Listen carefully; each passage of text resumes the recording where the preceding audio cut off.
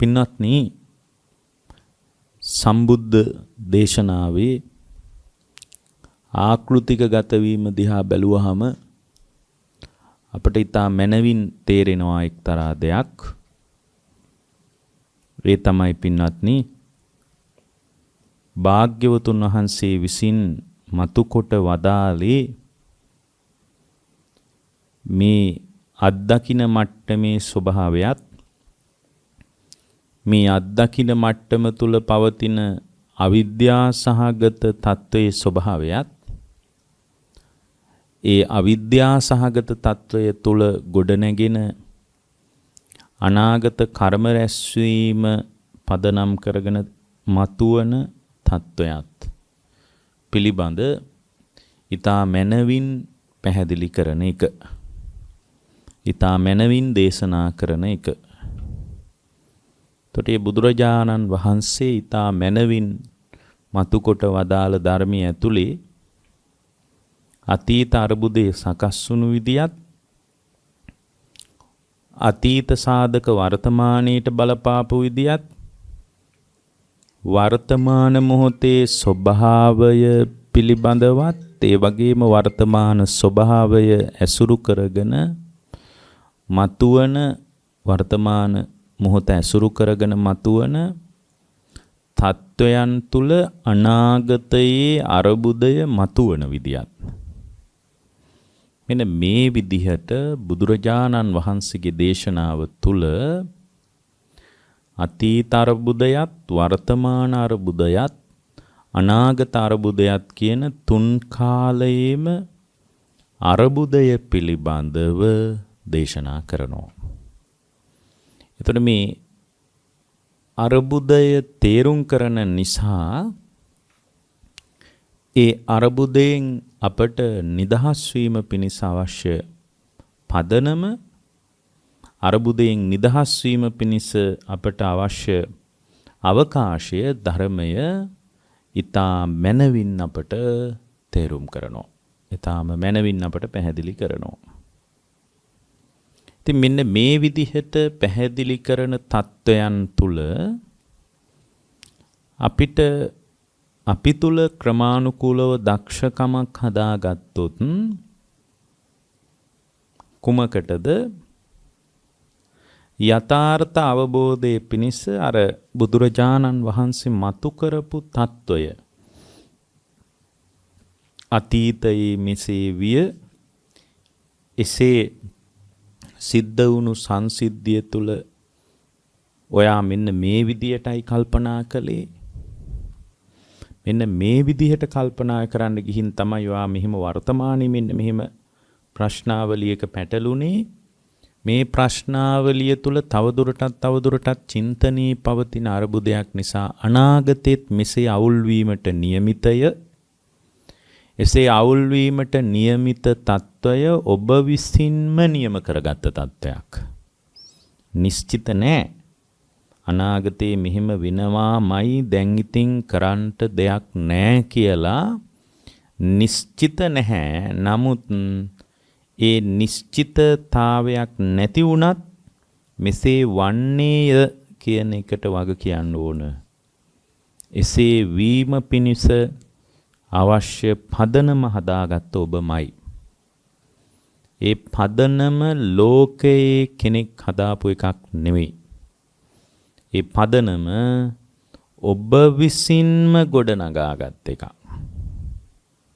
වෙන කෙනෙක් කරපු දෙයක් විදිහට ධර්මයේ පෙන්වන්නේ නැහැ. ඔබ විසින්ම ගොඩනගාගත් තත්වයක්. එතකොට ඔබ විසින්ම ගොඩනගාගත් තත්වයක් නම් මේ තත්වාවරෝපණයට වගකිය යුත්තේ ඔබමයි. ඒ වගකීම Taman ගත්තොත් ඒ බඳු තත්වයක් ඇති නොවීම පිණිස ක්‍රමානුකූලව අවකාශය හදාගන්න පුළුවන්. දැන් අද මේ දේශනාවට මාතෘකාව විදියට සතර සතිපට්ඨානය ඇසුරු කරගත දේශනාවක් කරන්න කියලා තියෙනවා. පින්වත්නි සතර සතිපට්ඨානය අවශ්‍ය වෙන්නේ ඇයි? අවශ්‍ය වෙන්නේ අවිද්‍යා සහගතව අතීත අනාගත වර්තමාන කියන තුන් කාලයේම අපට භාවිතයක් තිබුණා.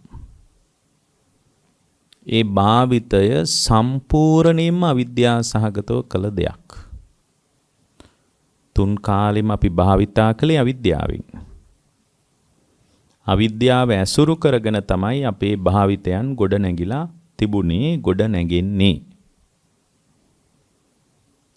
එතකොට මේ තුන් කාලෙම අවිද්‍යා සහගතව කල්පනා කරන මට්ටම බිඳලා දැම්මොත් එතන පහළ වෙන්නේ සම්මා දිට්ඨිකත්වයක්, දර්ශන ඥානයක් තමයි එතන පහළ වෙන්නේ. දර්ශන ඥානයකට තමයි එතන අවකාශය ගොඩ නැගෙන්නේ. එතකොට මේ දර්ශන ඥානයට අවකාශයේ ගොඩ නැගෙනකොට ඒ ගොඩ නගා ගැනීම පිණිස තමයි සතර සතිපට්ඨානෙන් උදව්ව ගන්න ඕන. දැන් උදාහරණයක් විදිහට සතර සතිපට්ඨානෙ තියෙන වේදනානුපස්සනාව කියලා එකක්. ඇයි අපට සතර සතිපට්ඨානෙ පැහැදිලි කරන වේදනානුපස්සනාව උදව් වෙන්නේ? මොකටද උමනා වෙන්නේ?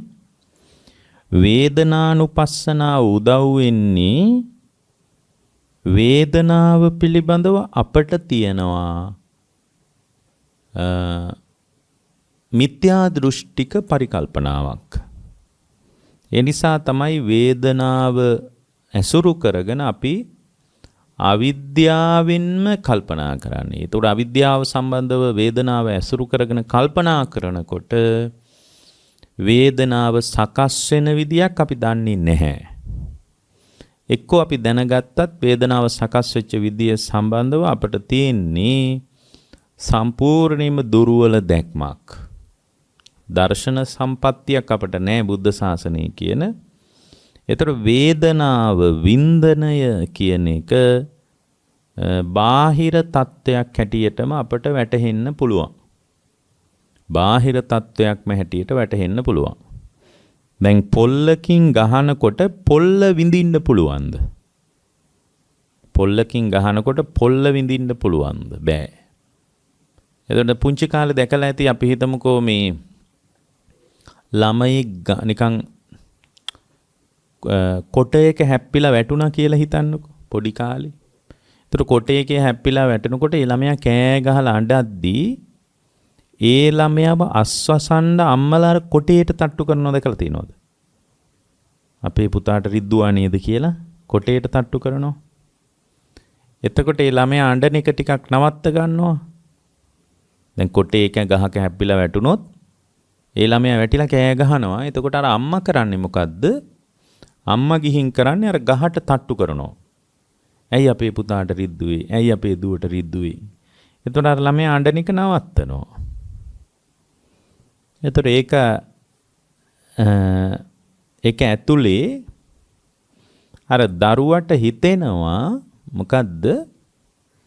මා තුළ මේ තියෙන වේදනාවට හිම ළමයෙකුට හිතන්න බෑ. නමුත් එයා තුළ පවතින චින්තනය මම මේ කියන්නේ.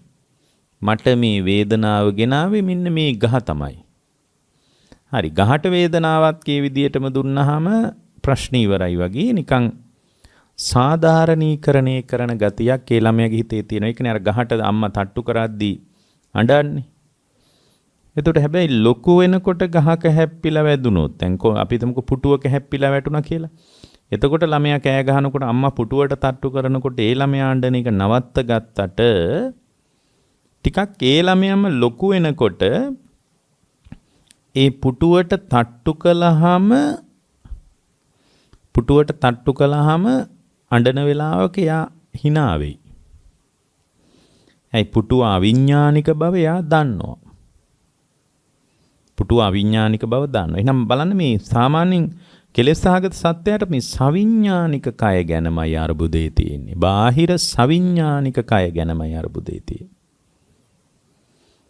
දැන් පුටුවේ හැප්පිලා වැටුණාම පොඩි කාලේ පුටුවට තට්ටු කළාම ඒ ළමයා අඬන එක නවත්ත ගත්තට ලොකු වෙනකොට පුටුව හැප්පිලා වැටුනොත් පුටුවට තට්ටු කළොත් ඒ අම්මා එතකොට ඒ ළමයා hina වෙයි මේ අම්මා මෝඩ වැඩක් කරනවා කියලා. හැබැයි එයා කාගේ හරි ඇඟේ හැප්පිලා වැටිලා එයා එක්ක තට්ටුවක් කරලා නම් මෙයාට ඒකට ප්‍රතිචාර දක්වනකම් ස්පාසුවක් නැහැ. එයාගේ ඇතුළාන්තයට සැනසීමක් නැහැ. හැබැයි ඔයගොල්ලෝ හොඳට එක දෙයක් මතක තියාගන්න. පින්වත්නි පොඩි ළමයෙක් පුටුවක හැප්පිලා වැටුනහම පුටුවට තට්ටු කළාම ඒ ළමයා සැනසෙනවා වගේම අදත් අපි බාහිර අරමුණු වලින් සැනසි තමයි ඉන්නේ. ඒ පොඩි ළමයා කරපු දේම තමයි අපි අදත් කරන්නේ. නමුත් අපිට ඒක ගැන කිසිම හිම ප්‍රකටතාවයක් නැහැ. බාහිර දේවල් බාහිර පුද්ගලයෝ මත මගේ දුක රඳා පවතිනවා කියලාම හිතෙනවා. දැන් අර පොඩි ළමයාගේ හිතේ දුක්ඛ ආස්වාදයක් ඇති වෙච්ච නිසානේ එයා ඒකට කෑ ගහලා අඬන්නේ. ඒකට අනුව රූපයේ විශාල වෙනස්කම් ටිකක් මතුවෙන්නේ. කෑ ගහනවා, අඬනවා, කඳුළු වෙනවා. එහෙම වෙන්නේ ඇයි? එහෙම වෙන්නේ අර පොඩි ළමයාට හිතනවා පුටුව දුක ගෙනාවා කියලා. මේක අපේ ස්වභාවයෙන්ම අපේ සිත අවිද්‍යාසහගතව හුරු වෙච්ච රටාව ඒක. ඒක අපේ හිත රූරු වෙච්ච රටාව. එතකොට අපි ලෝකයේ බැඳෙන්නේ පින්වත්නි කුමකටද කියලා බැලුවොත් එහෙම අපි වින්දනයටම බැඳිලා වින්දනය පදනම් වෙච්ච ලෝකයේ විවිධ වෙනස්කම් කරන්න දරන උත්සාහයක අපි ඉන්නේ. අපිට තියෙන එකම දෙයයි පුටුවක හැප්පිලා වැටුණට පුටුවට විඳින්න බෑ. පොල්ලකින් ගහනකොට පොල්ල විඳින්න බෑනේ. Tamanගෙම කය තුල තමයි විඳින්න පුළුවන්. සවිඥානික කය තුල තමයි විඳින්න පුළුවන්. දැන් පොල්ලකින් ගහනවා කෙනෙක් පොල්ලකින් ගහනකොට ඒ පොළු කෑල්ල විඳින්න බෑනේ. ඒ පොළු කෑල්ලින් පහර වදින කය සවිඥානික කය විඳින්න පුළුවන්. ඒතර සවිඥානික කය පිළිබඳව අවබෝධය නැති තාකල් අර සවිඥානික කය පිළිබඳව යම් වෙලාවක අවබෝධය නැති තාකල් ඒ සවිඥානික කය පිළිබඳව අවබෝධයක් නැති තැනක සෑම අවස්ථාවකම වෙන්නේ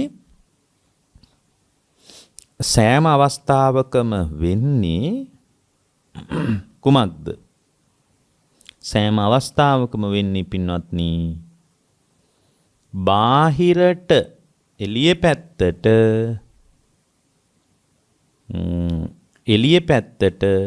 වටිනාකම යන එක. ඒක තමයි වෙන්නේ. එළියට වටිනාකම යන එක.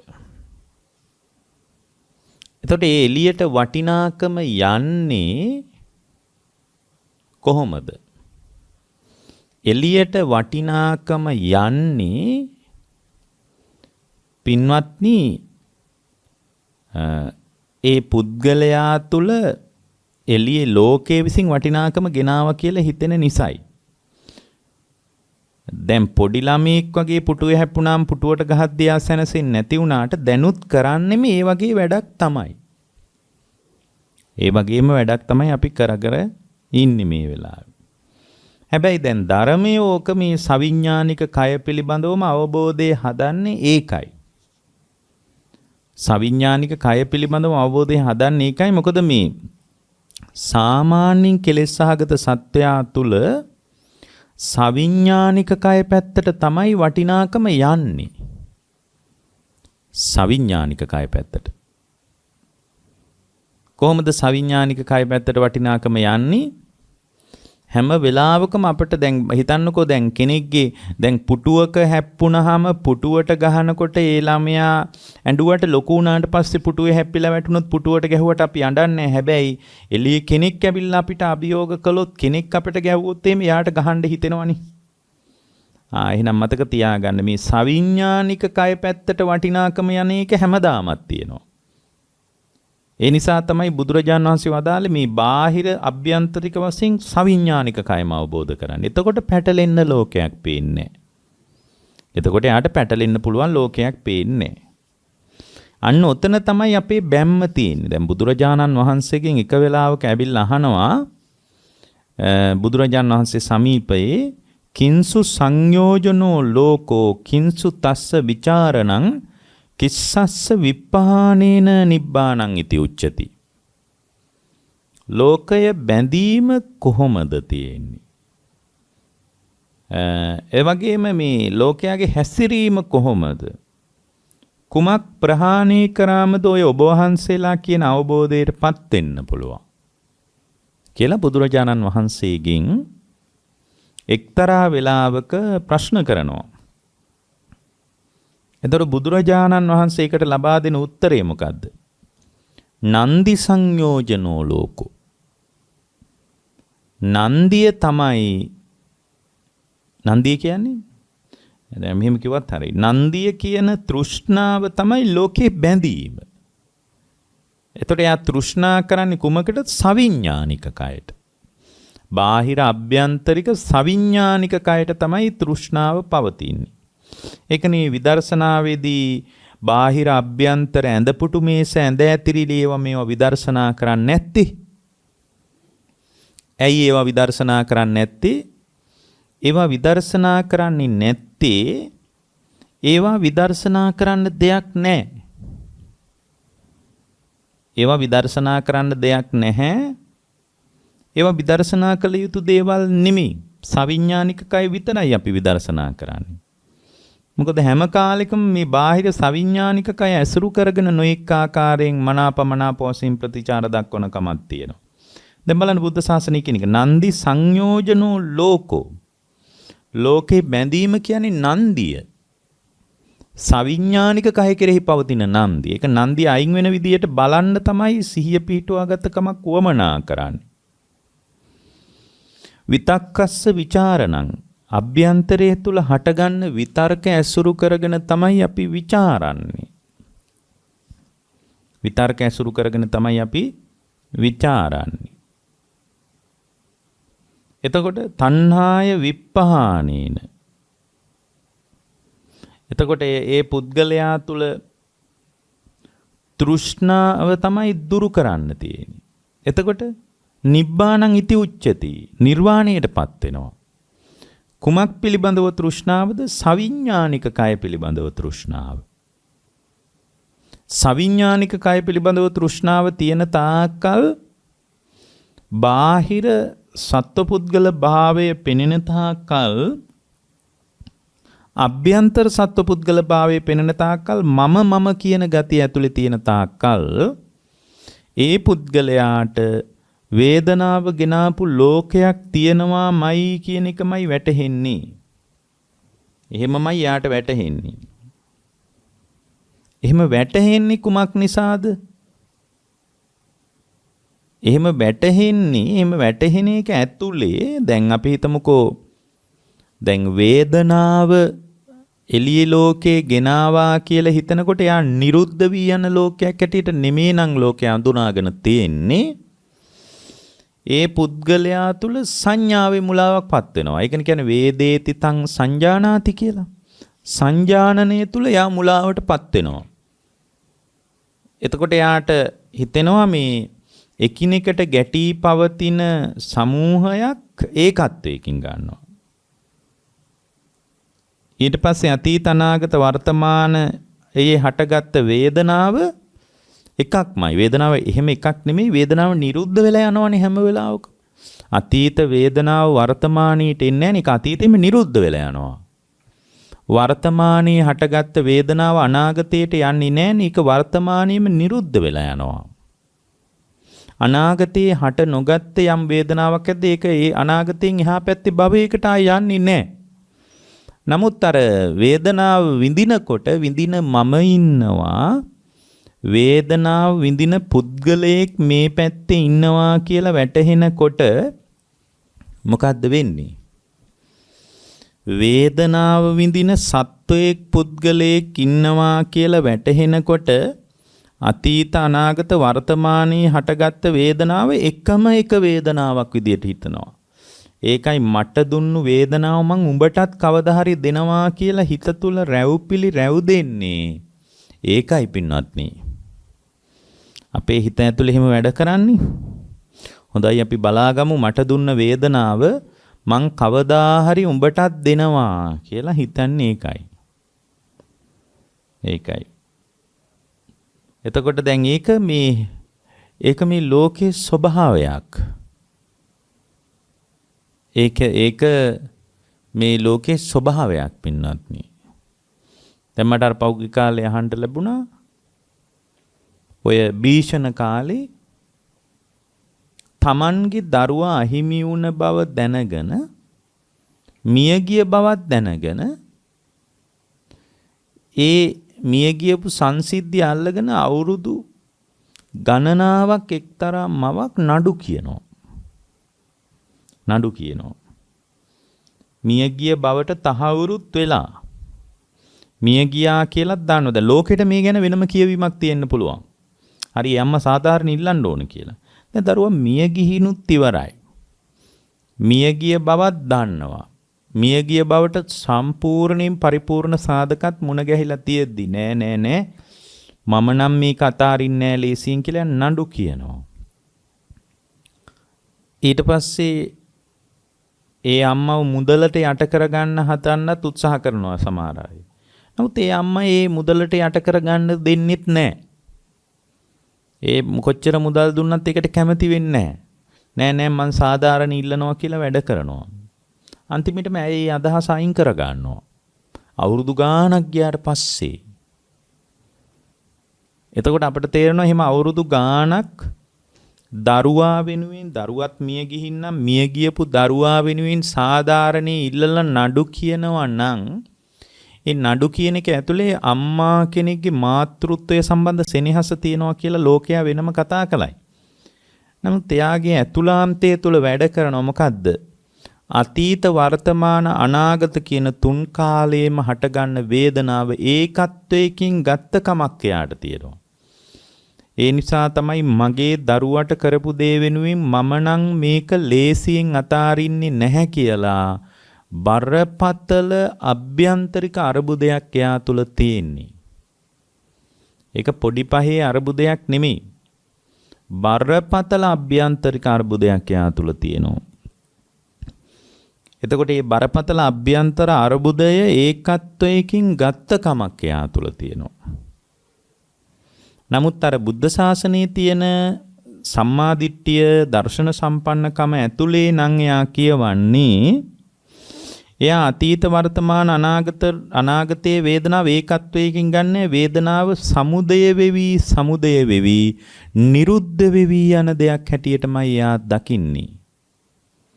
එතකොට දැන් අපිට මේ ලෝකයේ බැම්ම ලෝකයේ හැසිරීම ලෝකේ ප්‍රහාණය කිරීම කියන වචන තුන ගත්තාම කිංසු සංයෝජනෝ ලෝකෝ කිංසු තස්ස විචාරණං කිස්සස්ස විප්පහානේන කියන වචන තුන ලිහා ගත්තොත් ඒකට ධර්මයේ තෝරන්නේ මොකද්ද? නන්දි සංයෝජනෝ ලෝකෝ තෘෂ්ණාව තමයි ලෝකේ බැම්ම විතක්කස්ස විචාරණං විතර්කයේ තමයි පරීක්ෂාව තණ්හාය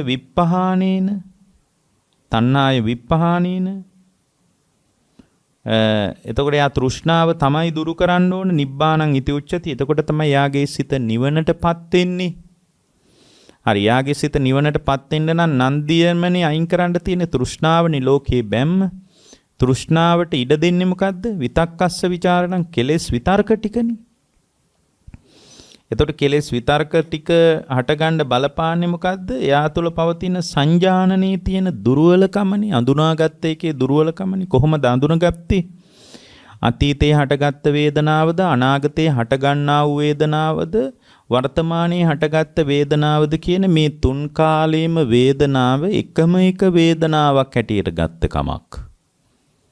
ඒක ඒකත්වයකින් ගත්ත කමක් නිසා වේදනාව කෙරෙහි හටගත්ත නන්දියක් තියෙන්නේ. නන්දිය සංයෝජන වී තිබෙන්නේ වේදනාව ඇසුරු කරගෙනමයි.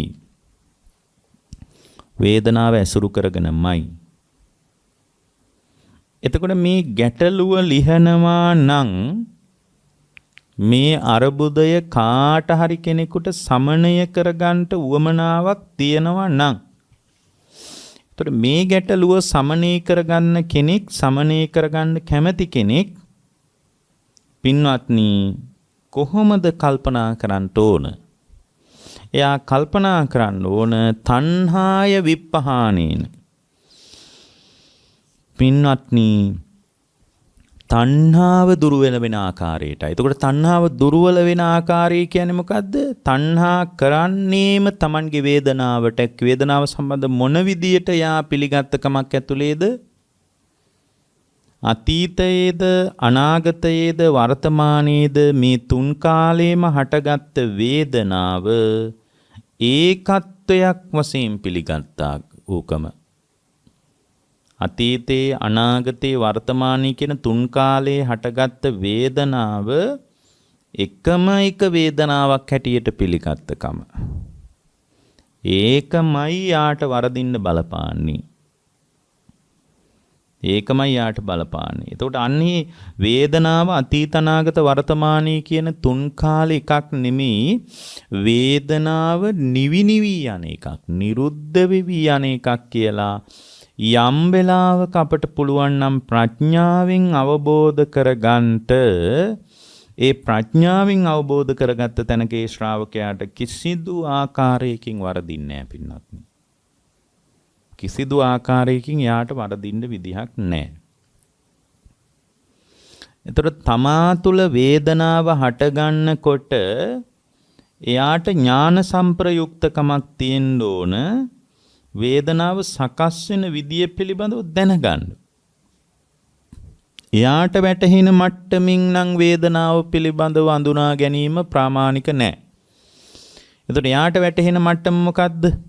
එයාට වැටහෙන මට්ටම තමයි පින්වත්නි අතීත, අනාගත, වර්තමාන කියන තුන් කාලෙම වේදනාව එකම එක වේදනා ධාරාවක් හැටියට. නමුත් වේදනාව සමුදය වෙන ආකාරයේවත්, නිරුද්ධ වෙන ආකාරයේවත් ඒ ශ්‍රාවකයාට කිසිම ආකාරයක දැනුමක් නැහැ. සමුදය වෙලා නිරුද්ධ වෙලා යන ආකාරය පිළිබඳ කිසිදු ආකාරයක ඒ පුද්ගලයාට දැනුමක් ඇත්තේ නැහැ පින්වත්නි.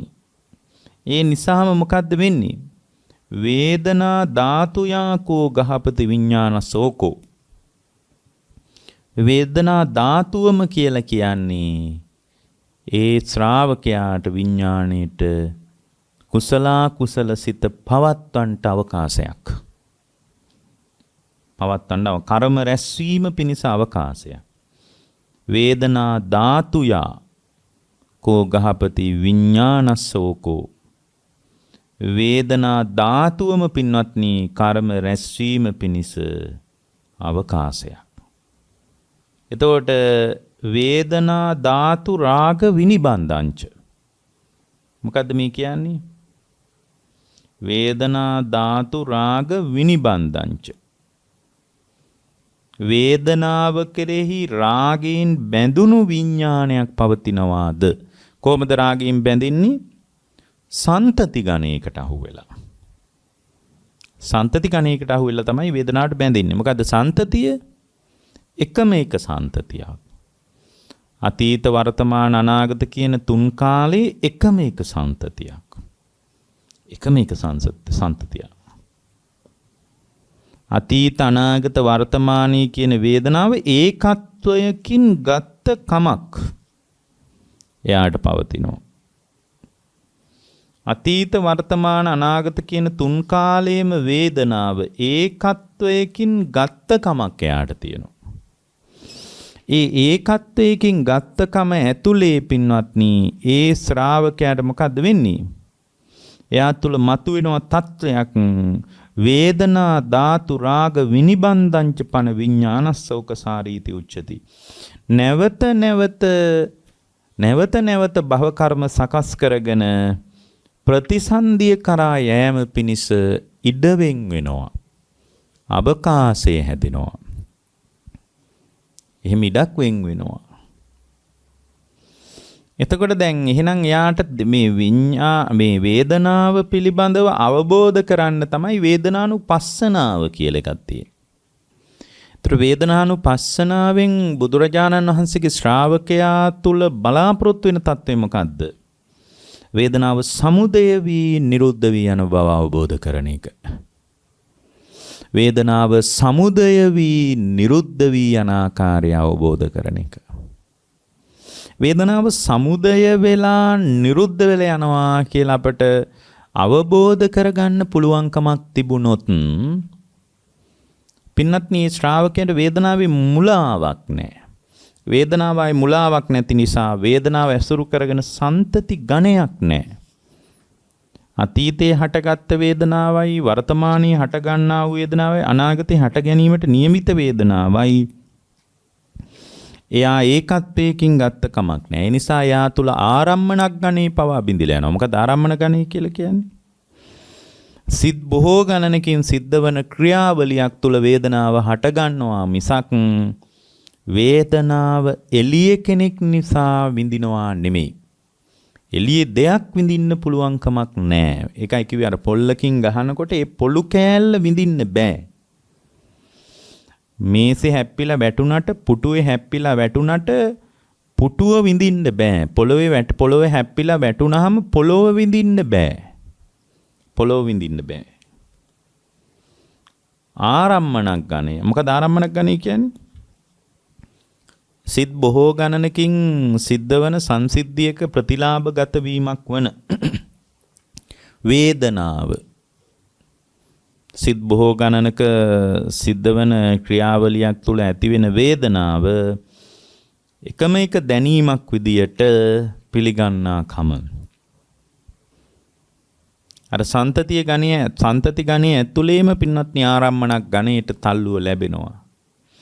එහෙමනම් දැන් අර බුදුරජාණන් වහන්සේගේ ශ්‍රාවකයෙක් හැටියට බුදුරජාණන් වහන්සේ පෙන්වා දුන්නු විදියට විමසනවා නම් ඒ බුදුරජාණන් වහන්සේ වදාළ විදියට විමසන කෙනෙක් කොහොමද කල්පනා කරන්න ඕන? එයා කල්පනා කරන්න ඕන වර්තමානයේ හටගන්නා වූ යම් වේදනාවක් ඇද්ද ඒක අනාගතයට යන්නේ වර්තමානයේම බිඳිලා යනවා. අනාගතයේ හටගන්න වේදනාව අනාගතේ එතනින් එහා භවයකට යන්නේ නැහැ. එහෙනම් වේදනාවට ආවේනික తত্ত্বය මොකද්ද? බිඳෙන එක. ඒ බිඳෙන එක දියුණු කළ ප්‍රඥාවකින් අවබෝධ කර ගැනීම පිණිස උපකාරාර්ථය තමයි වේදනානුපස්සනාව වඩනවා කියන එක. ඒක වඩන්නේ නැති කෙනෙකුට ධර්මඥානය තුලින් මේ කියන කතාව පිළිබඳව එක්තරා වැටහීමක් තියෙන්න පුළුවන්. ඒ එක්තරා විදියක වැටහීමක් කියන එක අවබෝධය නෙමෙයි. එක්තරා විදියක යම් වැටහීමක් තියෙන්න පුළුවන්. ඒ වැටහීම ඇතුලේ අපිට අවශ්‍ය වෙන්නේ අවබෝධය කරා යන ශ්‍රාවකත්වයක්. ක්‍රමානුකූලව අවබෝධය කරා එකතු වන ශ්‍රාවකත්වයක් කොමනා කරලා තියෙනවා. වෙන දෙයක් නෙමෙයි.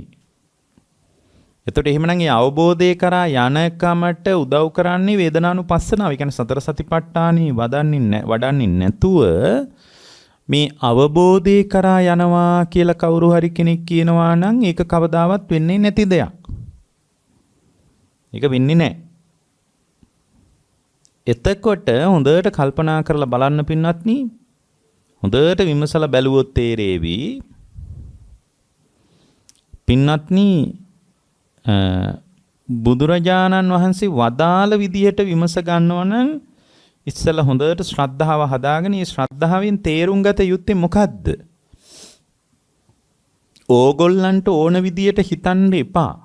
ඒක සසරටයි බර. ඒක අවබෝධයකට බර නෑ. ඒක අමා නිවනට එකතු කරන්නේ නැහැ ඔබව. අවබෝධයේ කුළු ගන්වෙන්නේ නෑ පින්වත්නි. අවබෝධයට ප්‍රාමාණික සාධකයක් නෙමෙයි ඒක. එතකොට එහෙනම් අපිට සද්ධාව තියෙන්න ඕන බුදුරජාණන් වහන්සේගේ කතාව පිළිගන්න. දැන් සද්ධාව නැත්තම් ඒක නිකම්ම කතාවක් විතරයි. සමහර විට සද්ධාව නැති කෙනෙකුට හුදු දෘෂ්ටිවාදයේ ඇතුලේ මේ බුදුරජාණන් වහන්සේ වදාළ දේ පිළිබඳ මහ බරපතල අඩුවක් වුණත් පේන්න පුළුවන්. ඒ අඩුවක් පේන්නේ එයාගේ ඇතුළාන්තයේ දුර්වල නිසා මිසක් භාග්‍යවතුන් වහන්සේගේ සර්වඥතා ඥානයේ තියෙන දුර්වලකමක් නිසා නෙමෙයි. එහෙම ප්‍රශ්නයක් නෙමෙයි. එතකොට දැන් අපි හොඳට විමසලා බලමු මෙන්න මේ විදියට පින්වත්නි. දැන් අර සද්ධාවෙන් ඒකයි මේ ධර්ම මාර්ගයේ සද්ධාව නැත්තම් මොකුත් කරන්නම බෑ කියන්නේ. අර මූලික ශ්‍රද්ධාව තුල පිළිගන්නේ දැන් අපි මීට කලින් එක දේශනාවක් කව ශ්‍රද්ධාව ඇසුරු කරන්නේ කම්මස්සගත සම්මාදිට්ඨිය කියලා. මූලික தত্ত্বය. තුරාපි තුල හටගන්න මූලික தত্ত্বයේ ශ්‍රද්ධාව ඇසුරු කරන්නේ මොකද්ද? කම්මස්සගත සම්මාදිට්ඨිය. එතකොට එයාට වේදනාව වැටහෙන්නේ වේදනාව වැටෙන්නේ නාම ධර්මයක් විදියට ඒ වේදනාව කියලා කියන්නේ විපාකයේ මට්ටමින් තමයි යාට පේන්නේ සද්ධාව නිසා. ඒ කම්මස්සකතා සම්මාදිට්ඨිය තියෙන නිසා යා වේදනාව විපාකයේ හැටියටයි පිළිගන්නේ. ඒතර වේදනාව විපාකයේ හැටියට පිළිගත්තාම අර අම්මට අවුරුදු 5ක් Tamanගේ දරුවා මරපු කෙනා කියලා නඩු කියන්න වෙන්නේ. එයාට ඒක විපාකයේ විශේෂයි සංග්‍රහ කරලා බලනකොට පින්වත්නි ඒ ශ්‍රාවකයා තුල මහ පුදුමාකාර මෙදහත් භාවයක් මිසක් අන් කවර දෙයක්වත් මතුවෙන්නේ නැහැ. එතකොට වේදනාව කියන්නෙම විපාකයක් පින්වත්නි. විපාක කෘත්‍ය විශේෂයි ගලපලා තමයි වේදනාව සද්ධාවන්ත ශ්‍රාවකෙක් පිළිගන්න ඕනේ. එහෙනම් මතක තියාගන්න මූලික ශ්‍රද්ධාවේ ඇතුළේවත් අපි එකතු වෙලා අර සාධනීය හරයාත්මක අර්ථයකට සමවැදිලාද නැද්ද කියලා මහා බරපතලම ප්‍රශ්නයක් තියෙනවා. එහෙනම් සද්ධාව කම්මස්සකතා සම්මාදිට්ඨිය ඇසුරු කරනකොට ඒ සද්ධාවේ මට්ටම තුල පේන්නේ මොකද්ද? පින්වත්නි වේදනාව කියලා කියන්නේ විපාකයක් හැටියට එයාට පේන්නේ. විපාකයක් හැටියටයි පේන්නේ. එතකොට ඒ වේදනාව හටගන්නකොට වේදනාව ඇසුරු කරගෙනම යාට හිතෙන දෙයක් තියෙනවනේ. සාමාන්‍යයෙන් මේ වේදනාව ඇසුරු කරගෙන අපි නම් හිතන්නේ මට වේදනාව. මගේ වේදනාව. වේදනාව ගෙනාවේ ඔයා තමයි. වේදනාව ගෙනාවේ එයා තමයි. ඔන්නෝමනේ අපිට හිතෙන්නේ. වේදනාව ගෙනාවේ ඒ දේ තමයි. ඕක ඔය විදියට නොවුනනම් මට අද මේ විදියට වේදනාවක් නැහැ. අන්න එළිය විවිධ දේවල් පෙනේවි. එළිය විවිධ පුද්ගලයෝ පෙනේවි. එළිය විවිධ දේවලුත් පෙනේයි. එළිය විවිධ පුද්ගලයොත් පෙනේයි. ඇයි පින්වත්නි අපිට එහෙම පේන්නේ, එහෙම දැනෙන්නේ, එහෙම වැටහෙන්නේ ඇයි? එහෙම පේන්නේ, දැනෙන්නේ, වැටහෙන්නේ පින්වත්නි ඒ පුද්ගලයා තුල හටගත් වේදනාව නිසා එයා හිතන විදිය අනුව තමයි එයා ඒ හිතන විදිය එයා ඒ කියන විදිය, එයා කතා කරන විදිය, ඒක ඇතුලේ තමයි අර විඥාණයට තිතිය ගොඩනගන්නේ. එතකොට අර විඥානේ ඇසුරු කරගෙන යාට අර හිතෙන දේ, කියන දේ, කරන දේ තියෙන්නේ. ඒක වේදනාවට බැන්දොත් අන්න එතන තමයි පින්වත්නි කර්ම රැස් වෙන්නේ.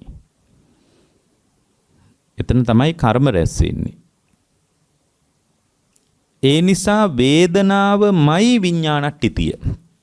අවිද්‍යාව පදනම් කරගත්ත දැන් මේ කියන කතාව බොහොම සියුම්ව විමස බලන කෙනෙකුට තමයි මේක තේරෙන්නේ. නැත්නම් නොතේරෙන්න උනත් පුළුවන්. අර හිතන විදිය, කියන විදිය, කරන විදිය. එයාට හිතෙන දේ තියෙනවනේ. ඒක වේදනාවටමයි අයිති. එයාට හිතෙන මට්ටමේ බුදුරජාණන් වහන්සේ වදාළ සම්මාදිට්ඨික දර්ශන සම්පන්න ශ්‍රාවකෙක් විදියට හිතන මට්ටම නෙමෙයි. එයාට හිතෙන මට්ටම, හිතෙන දේ වේදනාවට අයිති කියලා හිතුවොත් අන්න එතන තමයි වේදනාව විඥානට්ඨිතියක් වෙන්නේ. කොහොමද විඥානට්ඨිතියක් වෙන්නේ වේදනාව? එයාට අර අවිද්‍යාව සහගතව සම්මාදිට්ඨිය නැතිකමට වේදනාව ගෙනාපු කෙනෙක්, වේදනාව ඇති දෙයක් එළියේ පේනවනේ, එළියේ වැටහෙනවනේ. ඒ නිසා එයාට හිතන්න පුළුවන්කමක් තියෙනවනේ. ඒ හිතන්න පුළුවන්කම තමයි විඥානය කියලා කියන්නේ. එතකොට ඒ හිතන්න පුළුවන් දේ එයාට හිතෙන මට්ටම වේදනාවටමයි අයිති කියලා කල්පනා කළොත්, ඒ හිතෙන දේ වේදනාවටමයි අයිති කියලා කල්පනා කළොත් වේදනාව විඥානට්ඨිතියක් වෙනවා. වේදනාව විඥානට්ඨිතියක් වෙන්නේ ඔන්න ඔහොමයි. වේදනාව විඥානට්ඨිතිය කියලා කතා කරනවා. සංඥාවත් විඥානට්ඨිතියක් කියලා කතා කරනවා. ඒතකොට සංඥාව විඥානට්ඨිතියක් වෙන්නේ කොහොමද? එයාට හිතෙන දේ සංඥාවට අයිති කියලා හිතුවොත් සංඥා විඥානට්ඨිතියක් වෙනවා. එතකොට එයා තුල හිතනකම, එයා තුල කියනකම, එයා තුල කරනකම. එතකොට අර පෙනෙන හැඩසටහනට සංඥාවට අයිති කියලා බැන්දොත් සංඥා විඥානට්ඨිතියක් වෙනවා. ඔය වගේම සංකාරත් විඥානට්ඨිතියක් වෙනවා. එහෙනම් රූපයත් විඥානට්ඨිතියක්, වේදනාවත් විඥානට්ඨිතියක්, සංඥාවත් විඥානට්ඨිතියක්, සංකාරත් විඥානට්ඨිතියක්. ඒකයි උතන කියන්නේ වේදනා ධාතුවෝ ගහපති විඥානස්සෝකෝ. වේදනා ධාතුව තමයි විඥාණයට භූමිය, විඥාණයට පිලිසරණ. ඊට පස්සේ වේදනා ධාතු රාග විනිබන්ධංච පන විඥානස්සෝක සාරීති උච්චති. වේදනා ධාතුව කෙරෙහි රාගෙන් ඇලෙන බැඳෙන විඥානයක් පවත්වනවා නම්, ඇලෙන බැඳෙන විඥානයක් පවත්වන්නේ වේදනාව ගෙනාපු ලෝකයක් තියෙනවාම කියලා හිතාගෙන. නමුත් බුද්ධ ශාසනයේ සම්මාදිට්ඨික ශ්‍රාවකයෙක් විදියට වේදනාව විමසුවොත් එයාට වැටහෙන්නේ මොකද්ද? වේදනාව සමුදය වී නිරුද්ධ වී යන දෙයක් හැටියටයි. වේදනාව තුළ යාට සන්තතියක් පේන්නේ නැහැ. අතීත අනාගත වර්තමාන කියන තුන් කාලේ එක දිගට පවතින සන්තතියක් විදියට යාට පේන්නේ නැහැ. වේදනාව නිරන්තරයෙන් බිඳි බිඳි යන ප්‍රවාහයක් විදියටයි පේන්නේ. ඒ නිසා යා තුළ ආරම්මන ග්‍රණයකට අහු වෙන්නෙත් නැහැ. සිත් බොහෝ ගණනකින් සිද්ධවන ක්‍රියාවක් නිසා ඇතිවෙන එකම දැනීමක් විදියට වේදනාව එයා පිළිගන්නේ නැහැ. සිත් බොහෝ ගණනක් ඇතිවෙන ක්‍රියාවලියක් විදියටයි පිළිගන්නේ. වේදනාව ඔයා නිසා, වේදනාව ඒ දේ නිසා, වේදනාව මේ දේ නිසා, වේදනාව ඔහොම වුණ නිසා කියලා ඒ පුද්ගලයා තුළ අර ආරම්මනක් ගණයකට යාගේ සිත අහු වෙන්නේ නැහැ. සිත් බොහෝ ගණනකින් සිද්ධවන ක්‍රියාවලියක් තුළ තමයි මේ වේදනාව සම්බන්ධ දැනීම මට වැටහෙන්නේ, දැනෙන්නේ කියලා අර අවබෝධාත්මක කෞශල්‍ය ඇතුලේ ඒ ශ්‍රාවකයාට වැටහෙන කමක් තියනවා පින්වත්නි. ඒ වැටහෙන කමක් තියෙනවා. එතකොට දැන් අපිට වෙන්නේ මොකක්ද පින්වත්නි? අපිට වෙන්නේ වේදනාව තුල විඥානයේ පිහිටනකම නිසා. මොකද්ද වේදනාව තුල විඥානයේ පිහිටනවා කියන්නේ? අර Tamanට හිතෙන දේ විඥානීය කෘත්‍යනේ. වේදනාව කියලා කියන්නේ විපාකයක් නේ. එතකොට වේදනාව විපාකයේ හැටියට යා දන්නේ නැහැ. දෙයක් පුද්ගලයෙක් පේනවා යාට වේදනාවට සාධනීයව. එතකොට ඒ නිසා යාට හිතෙන දෙයක් තියෙනවනේ වේදනාව සම්බන්ධ. එයාට හිතෙන දේ වේදනාවටම අයිති කියලා හිතුවොත් වේදනාව විඥානට්ඨිතියක්. එතකොට ඒ විදිහට විඥානයේ වේදනාව ඇති වෙලා නැති වෙලා යනවා කියලා දැක්කොත් එතන වේදනාව ඇසුරු කරගෙන නැවත කර්ම රැස් වෙන්නේ නැහැ. අන්න එතනත කර්ම නිරුද්ධ කරාමනේ අමා නිවනටපත් වෙනවා කියලා ධර්මයේ කියන්නේ. එතකොට යා නැවත වේදනාව, ඒ කියන්නේ මේ වේදනාව තුල විඥානයේ නොපිහිටියොත් කර්ම රැස් වෙන්නේ නැහැ. වේදනාව තුල විඥානයේ නොපිහිටන්න නම් යා දකින්න ඕන කොහොමද? වේදනාව විපාකයේ හැටියට දකින්න ඕන. වේදනාව ඇසුරු කරගෙන හිතෙන දේ විඥානයේ හැටියට දකින්න ඕන. එතකොට ඒ හිතෙන දේ වේදනාවට බැඳුත් විතරයි කර්ම රැස් වෙන්නේ. කර්ම රැස් වෙන්නේ. එතකොට තමයි අර බුද්ධ ශාසනිකයේ වේදනා ධාතු යාවෝ විඥානස්ස ඕගෝ වේදනා ධාතු රාග විනිබන්ධංච විඥානස්ස ඕකසාරීති උච්චති කියලා. කියෝ නොය ඔය පදනමට පින්වත්නි. එතකොට ඒ බඳු පදනමක් නැත්තම් කොයි වගේ පදනමක් නැත්තම්ද වේදනාව තුල මේ විඥානේ නොපීඨන මට්ටම නම් තියෙන එතන කර්ම රැස්වීමක් නැහැ. ඉතින් කර්ම රැස්වීමක් නැත්තම් ඒ පුද්ගලයාට තුන් භවයම පැනවෙන්නේ නැහැ. කාම භවයවත්, රූප භවයවත්, අරූප භවයවත් කියන තුන් භවයම පැනවෙන්නේ නැහැ. ඒ තුන් භවයම පැනවෙන නැවත නැවත පැනවෙමින් යන ක්‍රියාවලියට අදාළ ගතිය පැනවෙන්නෙත් නැහැ. සතර සතිපට්ඨානෙ කරන්නේ ඔන්න ඔය ප්‍රයෝගයමයි පින්වත්නි, වෙන දෙයක් නෙමෙයි. ටිකක් මේක ගැඹුරුයි. නමුත් සතර සතිපට්ඨානෙ අන් කවර දෙයක්වත් නෙමෙයි කරන්නේ, ඔන්න ඔය ප්‍රයෝගය. වේදනාව විපාකයේ විදියට පෙන්නනවා. වේදනාව ඇසුරු කරගෙන එයාට හිතෙන මට්ටම විඥානීය කෘත්‍ය විදියට පෙන්නනවා. එයාර විඥානීයට හිතෙන දේ වේදනාවට බැඳුත් කර්ම රැස් වෙනවා. වේදනාව සමුදේ වෙලා නිරුද්ධ වෙලා යන දෙයක් විදියට අවබෝධ කළොත් එතන කර්ම රැස් වෙන්නේ නැහැ. ඒ නිසා තමයි සමුදය ධම්මානුපස්සීවා වේදනස්මින් විහෙරති, වය ධම්මානුපස්සීවා වේදනස්මින් විහෙරති, සමුදය වය ධම්මානුපස්සීවා වේදනස්මින් විහෙරති කියලා වේදනාව සමුදය වය දකින්න හැකියාව තමා තුළ දියුණු කළ ප්‍රඥාවකින් දකින්න පොදු ස්වභාවිකත්වයකට ඒ ශ්‍රාවකයා එකතු වුණොත් පින්වත්නි එයාට තේරෙනවා වේදනාව තමා තුළ සමුදේ වෙලා නිරුද්ධ වෙලා යන දෙයක් හැටියට. ඉතින් වේදනාව නිරුද්ධ වී යන දෙයක් හැටියට අවබෝධ කළොත් පින්වත්නි නන්දි සංයෝජනෝ ලෝකෝ වේදනාව කෙරේ යාගේ නන්දිය විසින් නැවත නැවත යා කාම භවයට, රූප භවයට, අරූප භවයට කියන තුන් භවයට යා එකතු කරන්නේ නැහැ. විතක්කස්ස ਵਿਚාරණං වේදනාව ඇසුරු කරගෙන වේදනාව මම කියලා මම ආයනේ ඇතුලේ කාම විතර්ක, ව්‍යාපාද විතර්ක, හිංසා විතර්ක, පාපී අකුසල් විතර්ක ගොඩ නැගින්නේ. ඒ විතර්ක පරීක්ෂා කරන්න තමයි පින්වත්නි විතර්කයේ විචාරන්න විතර්කයේ ඇසුරු කරගෙන විචාරන්න තමයි පින්වත්නි වේදනාවටම නැවත නැවත තණ්හා කරන්නේ. වෙන දෙයකට නෙමෙයි වේදනාවටම නැවත නැවත තණ්හා කරන. වේදනාව සිත තුළ ජනිත වන දෙයක් නිසා ඒ බඳු ශ්‍රාවකයෙක් තුළ තමන්ගේම සිතට නැවත නැවත තණ්හා කරන කමක් තියෙන්නේ. වෙන දෙයක් නෙමෙයි. තමන්ගේම සිතට නැවත නැවත තණ්හා කරන කමක් තියෙනවා. එතකොට යා තමන්ගේම සිතට නැවත නැවත තණ්හා කරන කමක් තිබ්බා මොකද? තණ්හාය විප්පහානේන තණ්හාව දුරු වුණොත් පින්වත්නි නිබ්බාණං ඉති උච්චති. ඒ තණ්හාව දුර්වල වෙච්ච තැනක නිබ්බාණං ඉති උච්චති. එතනට කියන්නේ නිවනටපත් උනා කියලා. කතං සතස්ස චරතෝ ඒ විදියට වේදනාව පිළිබඳ සිහිය පිහිටුවාගෙන වාසය කරන කමක් තියෙනවා නම් විඥානං උපරුජ්ජති.